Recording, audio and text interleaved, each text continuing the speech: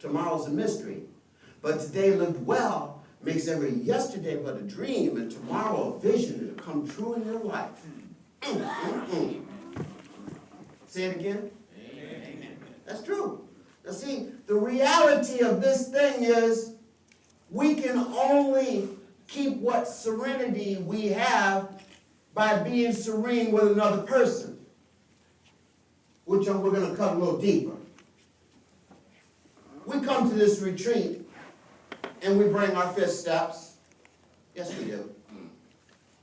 And we go see the counselors. And we share. And as counselors, we bounce ideas off of you, and hopefully you take what you can use and store the rest for when you need it. And we pray with you. Hopefully you walk out the door and you're free. Let's break it down a little further. When I came into the rooms of Alcoholics Anonymous, there were people standing at the door shaking hands.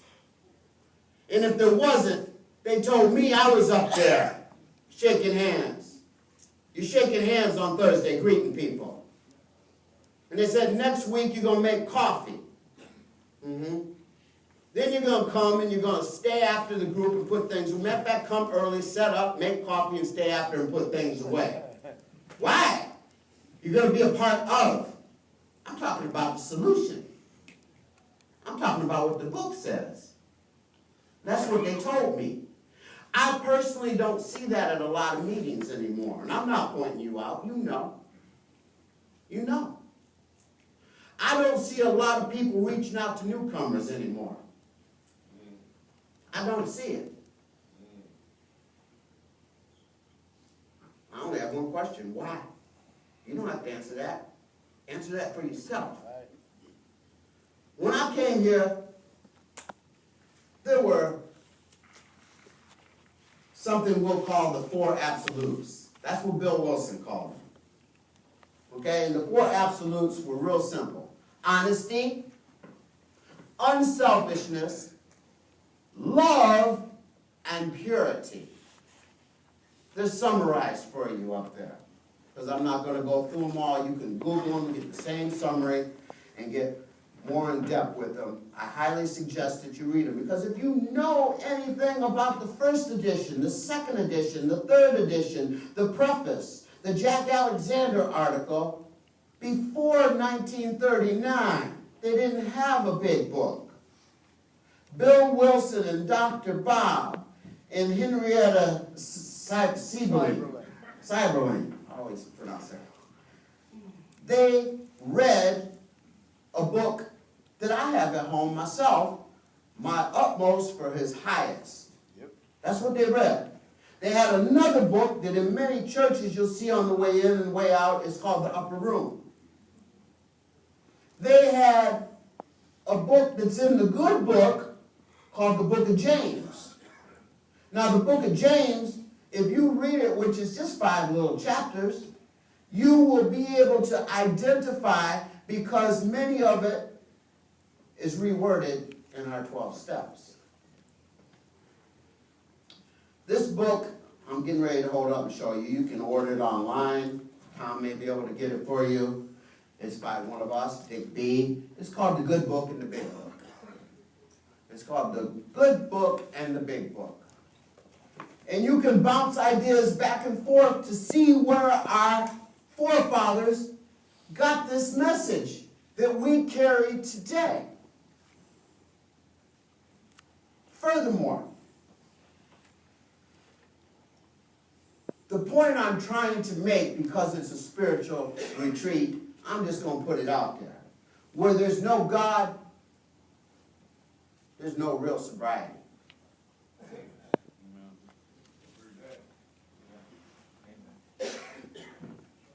I can say where there's no God, there's no peace. Where there's no peace in your life, there's no God.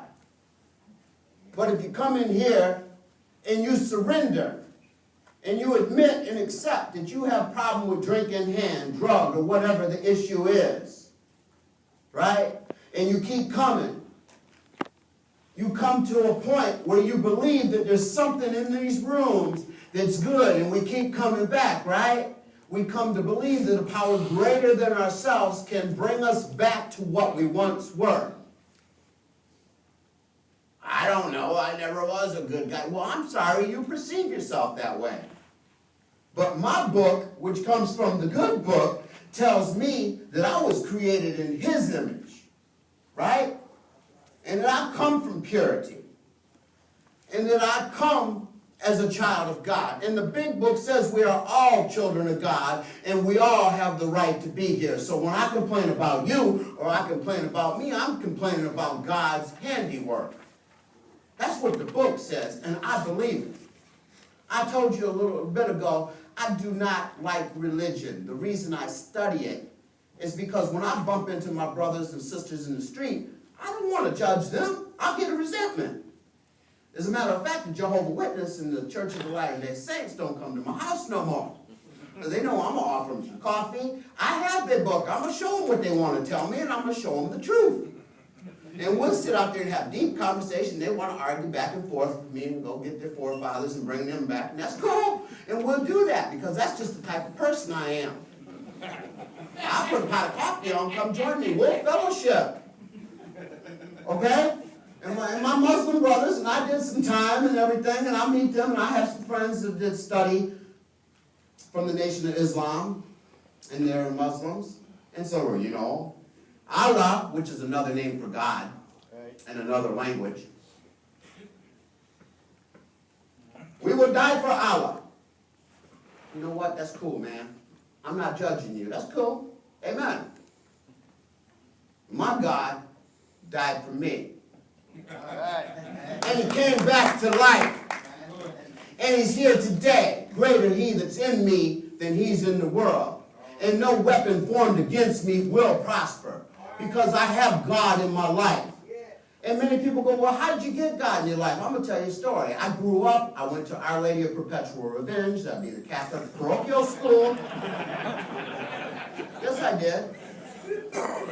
I went to St. Joseph. I went to Fort Hill Catholic Central. Yes, and at one time I was going to be a Catholic priest. And some of my friends went on to become Catholic priests. You met one of them 4 years ago. Father Ventline came. Jeff, was it 4 or 5 years ago? Yep. Larry came and spoke. And some of them went on. I backed out. I ran to the bottom. Okay? I ran to the bottom. I did what I did in the world. In the world, I was a soldier for the world. Today, I'm a soldier for recovery. Today, I'm a soldier for Christ.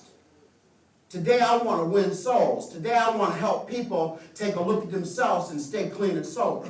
Because it helps me stay clean and sober in a world where if I'm all by myself and I don't have you in my life, I think about getting some kerosene and burning some. I was telling a guy earlier, you know, the funny thing is, a lot of people say about these everybody gets resentments. It's what you do with the resentments. Right. It's what you do. I've had a resentment. I got laid off a job back in February 2nd, to be honest, and had to wait 12 weeks to get my first unemployment check. Oh, yeah. I copped a big-time resentment.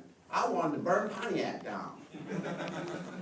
Common sense came over and said, leave them alone, tell them they're going to burn themselves down. They nuts up in there. They acting a fool already. See, the point I'm trying to make, and I read and I study and I talk with other members to get ideas on how this thing works, and I always have from day one, them 4 absolutes that we talked about briefly, Bill Wilson had trouble with it. Oh yeah, you ought to get a copy of How It Works from the first edition. It says, we humbly on our knees ask God to come in and direct our lives. That's what it says.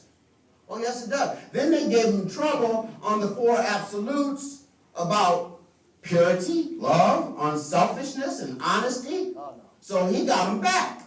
If you would open your big book later, you can do this later, and go over to the 4th step, you can look and see that he has taken the 4 absolutes, and this is pointed out by another member, to me. This is called fellowshipping and bouncing ideas off one another. He took unselfishness and put it in the last column, selfishness. He took love and made it hate. Yeah. He took everything and flipped it over to its opposite so it could stare you back in the face. And a lot of people are banking money on what Bill Wilson and Dr. Bob did a long time ago. Doug talked about it last night. He said and I'm a therapist, by the way. Oh, okay. Well, I am a therapist. I'm a certified advanced addiction counselor. I'm an addiction specialist. I'm a licensed interventionist. That's what I do.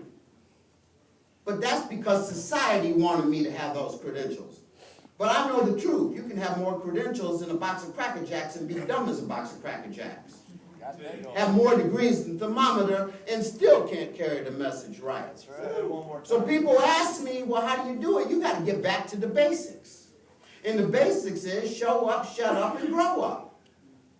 See, a lot of people get handed the big book in treatment. This is what he said last night. They get handed the big book in treatment. What he forgot to tell you is they take it home and it becomes a doorstopper. Or it sits on a nightstand or gets buried in the closet. Or it gets given away because I know somebody who can use this. I don't need this. Because the Minnesota model has told us that you have a choice.